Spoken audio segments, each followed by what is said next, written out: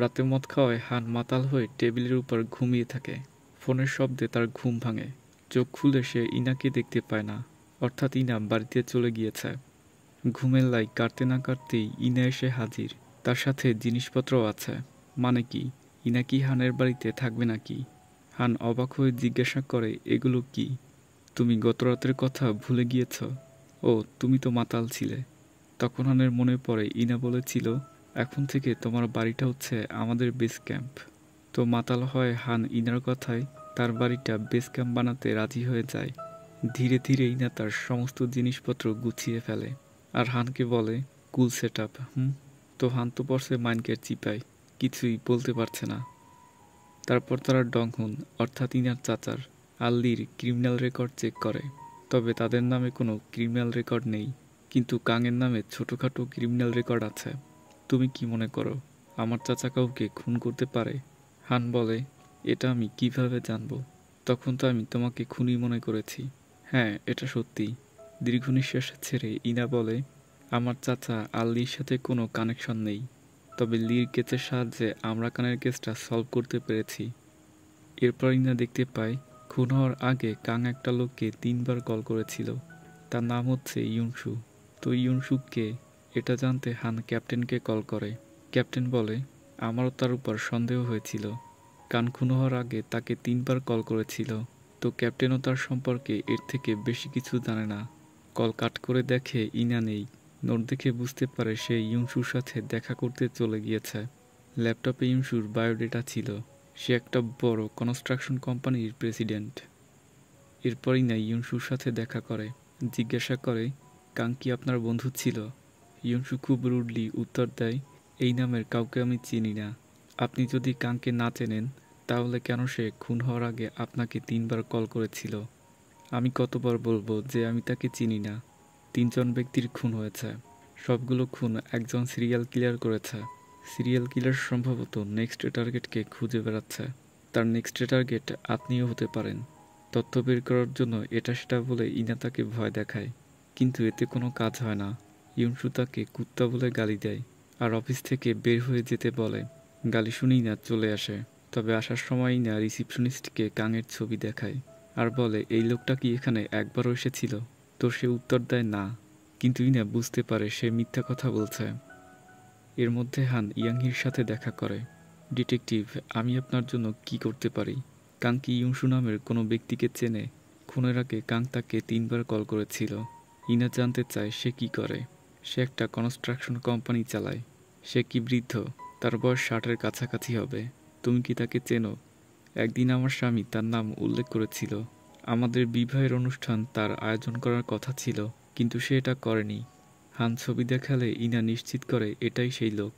এর মানে হচ্ছে কাং আর ইউসুর মধ্যে সম্পর্ক ছিল, কিন্তু কি সম্পর্ক ছিল এটা এখনও বের করা যায়নি। হান রাতে বাড়িতে এসে দেখে দরজার সামনে অনেকগুলো পার্সেল পড়ে আছে। আসলে এগুলো ইনার। ভিতরে এসে দেখে ইনা তার সব জিনিসপত্র নিয়ে তার ঘরে শিফট হয়েছে। রাতে খাবার সময় ইনা জিজ্ঞাসা করে, ইয়াংহি কি বলেছে? এতটুকু জানতে পেরেছি তাদের দুজনের মধ্যে সম্পর্ক ছিল। একজন রেস্টুরেন্টের মালিক, আরেকজন কনস্ট্রাকশন কোম্পানির প্রেসিডেন্ট। তাহলে তাদের মধ্যে কি সম্পর্ক হতে পারে? আর্থিক লেনদেন নাকি যৌথ ব্যবসা ছিল? কথায় কথায় হান জিজ্ঞাসা করে, তুমি আমার বাড়ি থেকে কবে যাবে? ইনা বলে, আমি কেন আমাদের বেস ক্যাম্প ছেড়ে চলে যাব? তুমি এখানে হিউমিডিফায়ার কেন লাগিয়েছ? হিউমিডিফায়ার হচ্ছে এক ধরনের যন্ত্র যা বাতাসের আর্দ্রতা বজায় রাখে, যাতে আমি এখানে ঠিকমতো ঘুমাতে পারি। গতদিন আমি তোমার বাড়িতে নিশ্চিন্তে ঘুমাতে পেরেছি। কোনো দুঃস্বপ্ন দেখিনি, যা গত 10 বছরে আমার সাথে প্রথম হয়েছে। আমার বাড়ি আমার কাছে ভুতুড়ে মনে হয়, যেন আমার চাচার লাশ সামনেই পড়ে আছে। যা শুনে হান বলে, তাহলে তুমি কেন তোমার বাড়ি পাল্টাচ্ছ না? আমি কখনো আমার বাড়ি পাল্টাতে পারবো না, কারণ এটা আমার চাচার স্মৃতি। এখানে ইমোশন জড়িয়ে আছে। তাহলে এখানে থাকার জন্য আমাকে বাড়ি ভাড়া দাও। তুমি আমার পিৎজা খেয়েছ, তার টাকা দাও। যা শুনে হান হেসে ফেলে। এরপরে ক্যাপ্টেন হানকে কল করে আর বলে, ইউনসু খুন হয়েছে। তো পুলিশ ঘটনাস্থলে যায়। চৈতার অ্যাসিস্ট্যান্টের কাছ থেকে জানতে পারে আজ 9টার সময় তাদের একটা মিটিং ছিল, কিন্তু সে সময় মতো মিটিংয়ে আসেনি। দেরি হয়েছে দেখে আমি অফিসে আসি। প্রথমে আমি ভেবেছিলাম সে ঘুমাচ্ছে, কাছে গিয়ে দেখলাম সে মারা গিয়েছে। তারপর আমি এই ঘটনাটা পুলিশকে জানাই। নিউজে যেদিন থেকে সে কাঙের মৃত্যুর কথা শুনেছে সেই দিন থেকে সে অনেক ঘাবড়েছিল। কিছুক্ষণ পরে ক্রাইম স্পটে হান আর ইনা চলে আসে। ইনাকে দেখে সান বলে, তুমি এখানে কি করছো? আমি মনে করি আমার সাহায্য তোমাদের দরকার আছে। আসলে আজ সকালে আমি তার সাথে দেখা করেছি। এটা বলে ইনা লাশের ইনভেস্টিগেট করতে শুরু করে আর বুঝতে পারে কিলার তার ঘাড়ে ইঞ্জেকশন পুশ করে তাকে খুন করেছে। তার জন্য ভিকটিমের আকস্মিক ডেথ হয়েছে। কিন্তু কিলার কোথায় লুকিয়েছিল? হান বলে, এই খুন দ্বারা এটা প্রমাণিত হলো যে কাং আর তার মাঝে সম্পর্ক ছিল। এই খুনটাও কি ওই সিরিয়াল কিলার করেছে? ইনা বলে, ইউনসুকের অ্যাটপসি রিপোর্ট আনতে যখন তারা হাসপাতালে ছিল তখন একটা ডেলিভারি লোক এসে ইনাকে একটা পার্সেল দেয়। পার্সেলটা দেখে ইনা বুঝতে পারে খামের ভিতরে কি আছে। খাম খুলে ইনা চতুর্থ পাজেলটা পায়, যাতে একটা বৃদ্ধ লোকের ছবি ছিল। এর মানে কিলার পাজেলের মাধ্যমে চতুর্থ খুনটা নিশ্চিত করেছে। তখন ডাক্তার এসে বলে ইনসুলিনের ওভারডোজের কারণে তার হার্ট অ্যাটাক হয়েছে। তারপর তার মৃত্যু হয়। বাড়িতে আসার সময় তারা যখন ট্রাফিক জ্যামে আটকা পড়ে তখন হান জানতে চায় কিলার কিভাবে জানলো যে আমরা হাসপাতালে আছি। যা শুনে ইনা গাড়ি থেকে নেমে যায়। হান ইনাকে কল করে কিন্তু কল রিসিভ করে না। এদিকে ইনা বাড়িতে এসে ওই পাজেলের টুকরাগুলো একসাথে মিলিয়ে রিসার্চ করছে। ইনা যখন পাজেলের ব্যাকগ্রাউন্ডের দিকে লক্ষ্য করে তখন সে বুঝতে পারে জায়গাটা একটা পার্কের, কারণ ছবির পিছনে পুতুল, ঘোড়া, কটন ক্যান্ডি, শিশুদের নাচ আর একটা বালির দুর্গ আছে।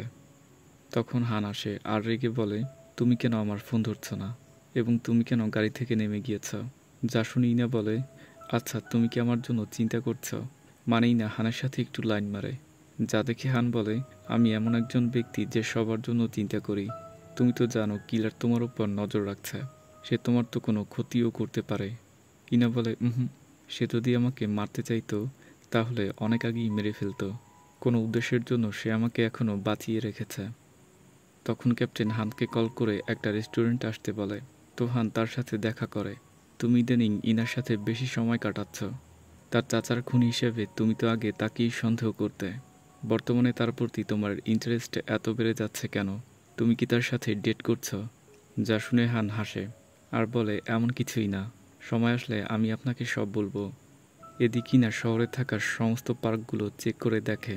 প্রথম দিকে না ওই পার্কটাকে খুঁজে পায় না, অবশ্য পরে ইনা ওই পার্কটাকে খুঁজে পায়। দৃশ্য পরিবর্তন হয়।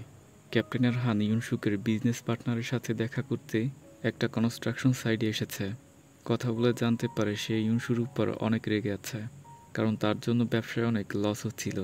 ক্যাপ্টেন বলে, আপনার কাউকে সন্দেহ হয় যে ইউনসুককে মারতে পারে? তখন সে কাঙের কথা বলে। ইউনসু সবার উপর রেগে কথা বলতো, কিন্তু সে কাঙের সাথে তেমন রাগ দেখাতো না। এমনকি কাং তার সাথে দুর্ব্যবহার করলেও সে একটা কথাও বলতো না। মদ খেয়ে কাং একদিন তাকে বলেছিল, আমার এই রেস্টুরেন্টে হচ্ছে না, আমাকে আরেকটা রেস্টুরেন্টে দাও। অর্থাৎ কাঙের কাছে যে রেস্টুরেন্টটা ছিল সেটা তার নিজের না। অন্যদিকে না ওই পার্কে আসে। পার্কের কেয়ারটেকারের সাথে কথা বলে জানতে পারে পার্কটা ৩৩ বছরের পুরানো আর কিছুদিনের মধ্যেই এটা বন্ধ হয়ে যাবে। ইনা জানতে চাই, এই ৩৩ বছর এখানে কোনো বড় দুর্ঘটনা হয়েছে কি?